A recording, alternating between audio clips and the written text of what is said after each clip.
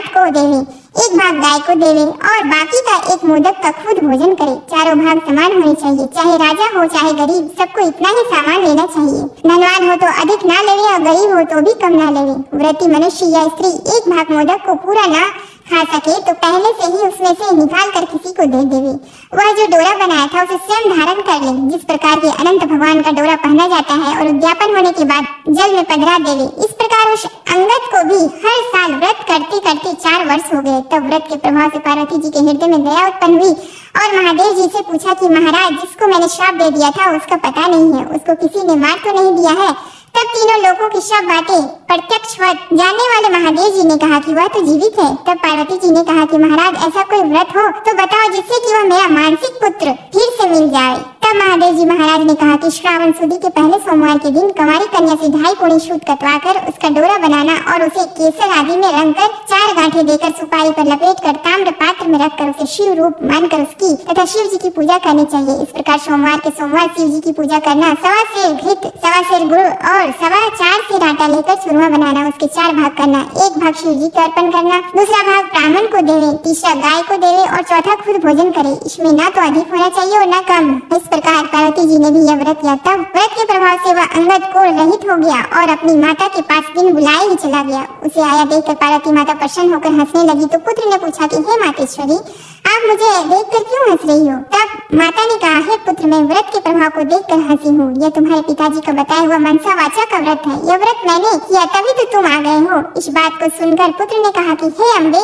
मैंने भी यह व्रत किया था, इससे कोई भी मिट गया। पार्वती माता ने कहा कि हे पुत्र, अब तेरी क्या इच्छा है सो कह। तब उस पुत्र ने कहा कि हे मातेश्वरी, मुझे उज्जैन नगरी का राज्य करने की और वहाँ की राजकुमारी से विवाह करने की इच्छा है। पार्वती जी ने कहा कि जा, तुझे उज्जैन का राज्य मिल जाएगा, तो फिर इस मनसा वाचा के व्रत को कर ले। इस प्रकार उसने 4 वर्ष उत्तम व्रत किया, तब उसे उज्जैनी का राज्य मिल गया। अब नारद जी राजा युधिष्ठिर से कह रहे हैं कि उसे राज्य किस प्रकार मिला सो सुनो। उज्जैन के राजा रानी वृद्ध हो गए थे, उनके कोई पुत्र नहीं था, केवल एक राजकुमारी थी। राजा रानी ने सोचा कि इस कन्या का विवाह किसी राजकुमार से करके उसको राज्य दे देवे।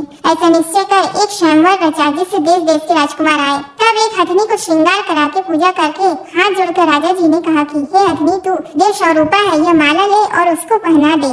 इस राज्य को संभाल सके और राजकुमारी के लायक ही वह रहो। मामूली मनुष्य को माला मत पहना देना। वह पार्वती जी का पुत्र भी देवयोग से वहाँ पहुँच गया। हथनी ने उसके ही गले में माला डाल दी, परंतु लोगों ने कहा कि यह तो हथनी की भूल है, यह कोई राजकुमार नहीं है। ऐसा कहकर उस लड़के को तो दूर हटा दिया और हथनी का पुनः माला दी गई और प्रार्थना की गई कि हे माता, जो इस राज्य के लायक हो उसको ही माला पहनाना। हथनी ने दूसरी बार भी दूर जाकर उसी के गले में माला डाल दी। तब लोग कहने लगे कि हथनी ने हट पकड़ ली और मार पीट कर उस बालक को दरवाजे से बाहर निकाल दिया एवं पुनः हथनी पर गणपति की मूर्ति स्थापित करके वही प्रार्थना की। वह देव रूपी हथनी थी, इसलिए दरवाजे के बाहर निकलकर उसी बालक के गले में उसे तीसरी बार माला डाल दी। तब राजा ने नगर सेठ को बुलाकर कहा कि तुम इसको ले जाओ और बारात सजाकर हमारे यहाँ ले आओ। राजा की आज्ञा मानकर सेठ उसको ले गया। राजा ने भी पंडितों को बुलाकर लग्न का दिन निश्चय कराया और अपनी कन्या का विवाह उस बालक के साथ कर दिया और अपने खर्च के लिए थोड़े से गांव रखकर सारा राज्य बेटी जवाई को कन्यादान में दे दिया। विवाह के पश्चात वह बालक और राजकुमारी महलों में गए। अब वह राजा हो गया। अब राजा की रानी ने पूछा कि हे पतिदेव, आप अपनी जात और नाम तो बताइए। तब उस वर ने उत्तर दिया कि मेरा नाम अंगद है, महादेव जी मेरे पिता और पार्वती जी मेरी माता है। तब राजकुमारी ने कहा कि महाराज, इस बात को तो इस मृत्यु लोक के लोग मानेंगे नहीं, सत्य सत्य बताइए। तब राजकुमारी के पति अंगद जी ने अपनी जन्म की सारी कथा कर दी। चौपड़ पासे के खेल से साखी बनाने के लिए माता पार्वती जी ने अपनी माया से मुझे बनाया था और महादेव जी महाराज ने अपने मंत्र बल से मुझे संजीवन किया था। फिर जिस प्रकार मुझे श्राप दिया, जिस प्रकार इंद्राणी आदि देवताओं की स्त्रियों ने मुझे मनसा वाचा व्रत बताया, जिसको मैंने 4 वर्ष तक किया, तब माता पिता के पास वापस पहुंचा। माता ने मुझे गले लगाया और कहा कि अब तुम्हारी क्या इच्छा है। तब मैंने माता जी से उज्जैनी की राज की इच्छा प्रकट की। फिर माता जी ने कहने पर मैंने 4 वर्ष मनसा वाचा नाम से प्रसिद्ध पिता शिव जी का व्रत किया। इसी व्रत के प्रभाव से आज मुझे उज्जैन का राज्य मिल गया और तुम जैसी रानी मिली है। परंतु मेरी राज्य की अवधि पूरी हो गई है। अब मैं अपने माता पिता के पास कैलाश जाता हूँ। तुम्हारी क्या इच्छा है सो कहो, मैं वरदान दे जाऊँ और उपाय बता जाऊँ। इतना वचन सुनकर राजकुमारी ने कहा कि महाराज, मैं तो पुत्र, धन तथा राज्य का सुख चाहती हूँ। अंगद जी ने अपनी रानी को वही मनसावाचक शिव जी का व्रत बता दिया और कहा कि बिना मेरे वह गर्भवास के पुत्र होगा। ऐसा कहकर अंगद जी कैलाश चले गए। पति की आज्ञा अनुसार राजकुमारी ने 4 वर्षों तक यह उत्तम कार्य किया। इससे महादेव जी प्रसन्न हो गए। एक दिन इस रानी ने दासी से कहा कि जा जल की झाड़ी ले आ, मैं दातुन करूंगी। दासी ऊपर गए तो क्या देखती है कि सोने की पालकी में एक छोटा सा सुंदर बालक सो रहा है और मुंह में अंगूठा चूस रहा है। दासी ने जाकर रानी जी से यह बात कही। रानी जी ने जाकर बालक को उठा लिया और भगवान शंकर जी से प्रार्थना की कि हे प्रभु, यदि यह आपने यह बालक दिया है तो मेरे स्तनों में दूध की धारा भी निकलनी चाहिए। इतना कहते ही उसके स्तनों में दूध आ गया। इस प्रकार वह बालक बड़ा होने लगा। एक दिन उस बालक ने अपनी माँ से पूछा कि हे माँ, मेरे पिता कौन है और उनका क्या नाम है। तब उस रानी ने कहा कि तेरे पिता तो अंगद जी हैं और महादेव पार्वती जी तेरे दादा दादी है। तब बालक ने, जिसका नाम फुलकंवर है, अपनी माता से कहा कि इस बात को तो मृत्यु लोक में कोई नहीं मानेंगे। तब माता ने पुत्र को वही सारी कथा सुनाई कि तुम्हारे पिता अंगद जी की उत्पत्ति पार्वती जी की इच्छा व माया से हुई और महादेव जी ने उनको संजीवन किया था। शिव पार्वती के चौपड़ पाशा के खेल में झूठ बोलने से माता ने उनको श्राप दे दिया, जिससे वे कोढ़ी हो गए और उनको वन में भटकना पड़ा। तब मनसावाचा के व्रत करने से वे भले चंगे हो गए और माता पार्वती से उनका पुनर्मिलन हो गया। अपनी माता पार्वती के कहने से तुम्हारे पिताजी ने फिर मनसावाचा और शिव जी का व्रत किया। तब उनको उज्जैन का राज्य मिल गया। वह उनका मुझसे विवाह हो गया। उनकी अवधि कुछ ही दिन की थी, इसलिए वे अपने माता पिता के पास कैलाश चले गए और उनके बताए हुए व्रत को 4 वर्ष करने से बिना गर्भवास के ही तुम मेरे यहाँ पुत्र रूप से उत्पन्न हुए। अब तुम्हारी क्या विलासा है, सो मुझे बताओ। माता के वचन को सुनकर पुत्र ने कहा कि हे माता, मेरी इच्छा चेदी राजा की कन्या से विवाह करने की है, क्योंकि मैंने उसकी प्रशंसा सुनी है। तब माता ने कहा कि हे पुत्र, तू भी मनसावाचा का व्रत कर। इस व्रत के करने वाले के लिए कुछ भी दुर्लभ नहीं है। पुत्र ने भी 4 वर्ष तक व्रत किया। तब भगवान शंकर जी ने चेदी राजा को स्वप्न में आदेश दिया कि मेरे कहने से तू अपनी राजकुमारी को विवाह उज्जैन के राजकुमार से कर दे। चेदी राज ने भगवान शिव के वचन माने और अपनी कन्या का विवाह उज्जैन के राजकुमार से कर दिया। अब वह राजा हो गया। एक दिन वह शिकार खेलने वन में गया। वहाँ उसके कोई शिकार हाथ नहीं आया। भूख प्यास से व्याकुल होकर वह एक बाग में जाकर आराम करने लगा। देव योग से वहाँ कोई ब्राह्मण आ गया। उसने राजा को श्री धरी पंचांग सुनाया कि आज कार्तिक सुदी चौथ है, सो आज मनसावाचा के व्रत का उजीरना है। राजा ने कहा कि महाराज, मुझसे तो भूल हो गई, आप हमें अब पूजन करा दें। ब्राह्मण ने पूजा के लिए शहर में रानी जी को खबर भेजी कि राजा साहब शिकार के लिए यहाँ वन में ठहरे हुए हैं। आज कार्तिक सुदी चौथ का उजीरना है, इसलिए 4.25 सेर आटा, 1.25 सेर घी, 1.25 सेर गुड़ का चूरमा बनवाकर मंगवाना है। इस पर रानी ने सोचा कि फौज के कई आदमी साथ हैं, इतने से चूरमे से क्या होगा, तो उसने गाड़ी भरकर भेज दिया। नियम विरुद्ध अधिक प्रसाद होने से महादेव जी ने कोप करके राजा को स्वप्न में कहा कि तुम अपनी रानी को निकाल दो, नहीं तो तुम्हारा राज्य नष्ट कर दूंगा। राजा ने प्रमाण के अनुसार दोबारा चूरमा बनवाकर व्रत पूरा किया। महादेव जी ने कथन के अनुसार राजा ने रानी को महल से निकलवा दिया। रानी किले से रवाना हुई। थोड़ी दूर जाने पर दीवान मिले। दीवान ने पूछा कि रानी साहिबा, आप कहाँ पधार रहे हो। रानी ने सब बातें बताई। तब दीवान ने कहा कि मैं राजा साहब को समझाकर राजी कर लूंगा, तब तक आप मेरे हवेली में पधारिए। रानी ज्यों ही दीवान की हवेली में गई, त्यों ही दीवान अंधा हो गया। तब दीवान ने हाथ जोड़कर कहा कि आप यहाँ से पधारो। रानी वहाँ से रवाना होकर आगे बढ़ी तो उन्हें नगर सेठ मिल गया। उसने भी यही कहा कि राजा साहब को 1-2 दिन में मना लेंगे, तब तक आप हमारे घर पर ही विराजे। रानी नगर सेठ के घर गई तो सेठ की हुंडिया चलने से बंद हो गई और कई उपद्रव होने लगे। तब सेठ ने भी हाथ जोड़कर कहा कि रानी जी, आप यहाँ से पधारो। रानी वहाँ से आगे गई तो राजा जी का कुम्हार मिला। उसको रानी पर दया आ गई। वह रानी को अपने घर ले गया। कुम्हार के घर पर रानी के जाते ही उसका मियाँ फूट गया, जिससे सारे बर्तन टूट गए और कुम्हार भी अंधा हो गया। तब कुम्हार ने भी रानी को अपने घर से निकल जाने की प्रार्थना की। आगे जाने पर एक माली मिला। उसने पूछा, आप कहाँ पधार रही हो। तो रानी ने कहा कि राजा साहब ने मुझे देश निकाला दिया है। तो माली को दया आई और वह रानी को अपने बाग में ले गया। माली ने कहा कि जब तक राजा जी का क्रोध मिटे तब तक आप यहाँ बाग में ही रहो। पर रानी के बाग में जाते ही बाग के पेड़ पौधे सब सूख कर जलने लगे। क्यारियों का पानी भी सूख गया और माली को भी कम दिखने लगा। तब माली ने भी रानी से वहाँ से चले जाने के लिए कह दिया।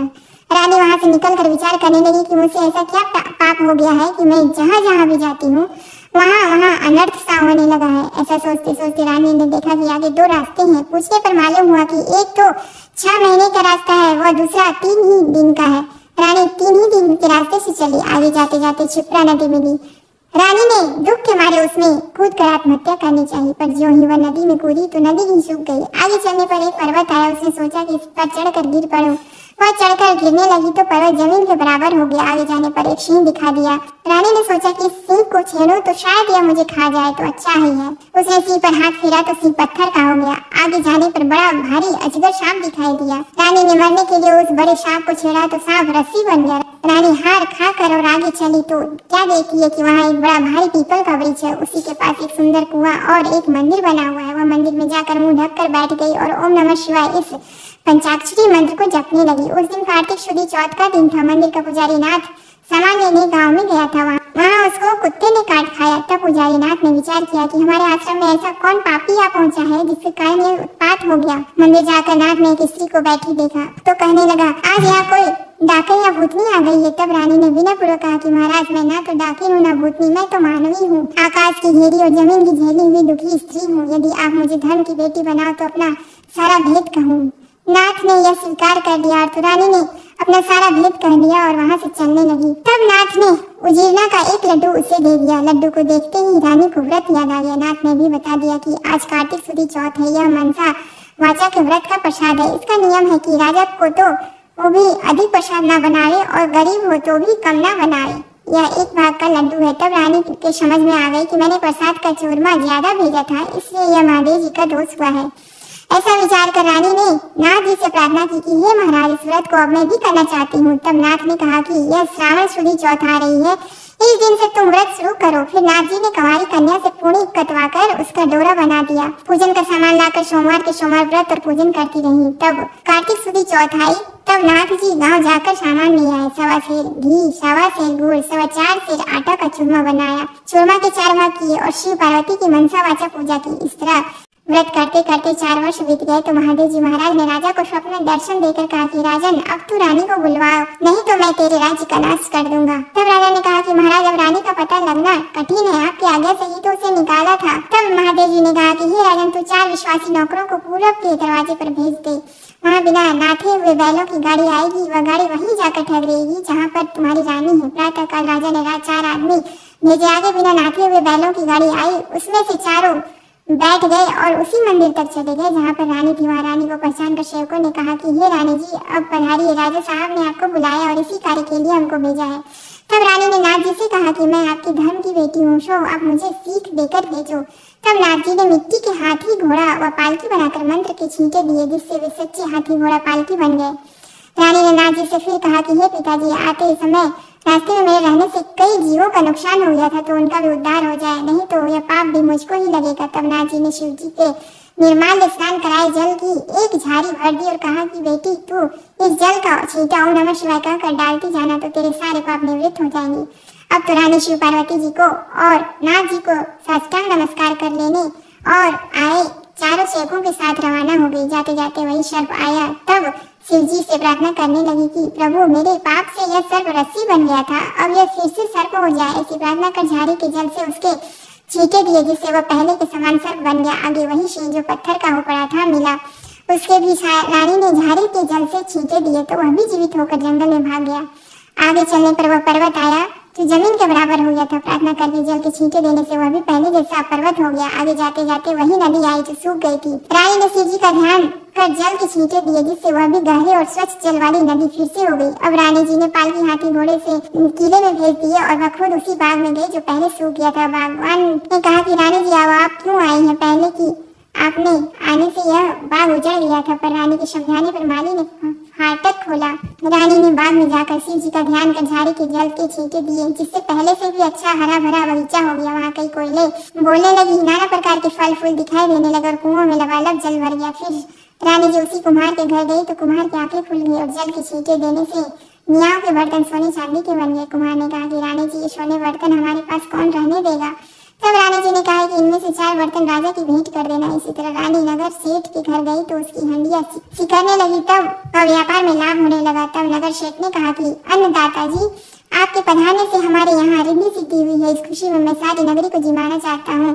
सारी नगरी में ढिंढोरा पिटवा दिया जाए कि कल किसी के घर में धुआं ना निकले। जो किसी ने चूल्हा जलाया तो दंड के भागीदार हो गया। आगे रानी जी पधारी तो दीवान जी के यहाँ पहुंची। जाते ही दीवान जी की आंखें खुल गई, सब आनंद हो गया। अब रानी साहिबा किला में पधारी। राजा जी ने उनका अच्छा स्वागत किया। नगर शेठ ने सारे नगर को जिमाया और किले में जाकर रानी जी से अर्ज की कि अन्नदाता जी, अब आप भी आरोगी। रानी ने कहा कि मेरे तो आज कार्तिक शुद्ध चौथ का उजेड़ना है, सो किसी भूखे आदमी को जिमा कर जीमूंगी। सारे नगर के लोग तो नगर सेठ के यहाँ जिम आए। नगर में कोई भी भूखा व्यक्ति नहीं मिला। ढूंढते ढूंढते धोबी घाट पर एक अंधी बहरी कोढ़नी धोबन पड़ी मिली। रानी जी की आज्ञा से उसे बुलाया। रानी जी ने उसे स्नान कराया। स्नान कराते ही उसका सारा कोढ़ मिट गया। कथा सुनते ही उसके लिए स्वर्ग से विमान आ गया और बूढ़ी धोबन कथा सुनने व प्रसाद लेने मात्र से सदैव वैकुंठ चली गई। राजा रानी भी हर साल मनसा वाचा का व्रत करते रहे। वे संसार के सब प्रकार के सुखों को भोगते रहे और पुत्र को राजगद्दी देकर अंत काल में शिवलोक में चले गए। इस प्रकार मनसा वाचा भगवान शिव जी पार्वती जी के व्रत करने की बड़ी भारी महिमा है। श्रावण सदी के सोम से कार्तिक शुद्ध चौथ तक यह व्रत सब मनोवांछित फल को देने वाला। इस मनसा वाचा के व्रत को करने वाले मनुष्य की सभी कामनाएं शिव जी महाराज पूर्ण कर देते हैं। पुत्र नहीं हो या होकर जीवित नहीं रहता हो तो इस व्रत के करने से स्त्री पुत्र का सुख अवश्य प्राप्त करती है। इसी प्रकार पुरुष को स्त्री का और स्त्री को पति का सुख सौभाग्य प्राप्त होता है। जिसके कमाई धंधा ना हो तो इस व्रत के करने से श्री शंकर भगवान उसे जीविका प्रदान करते हैं।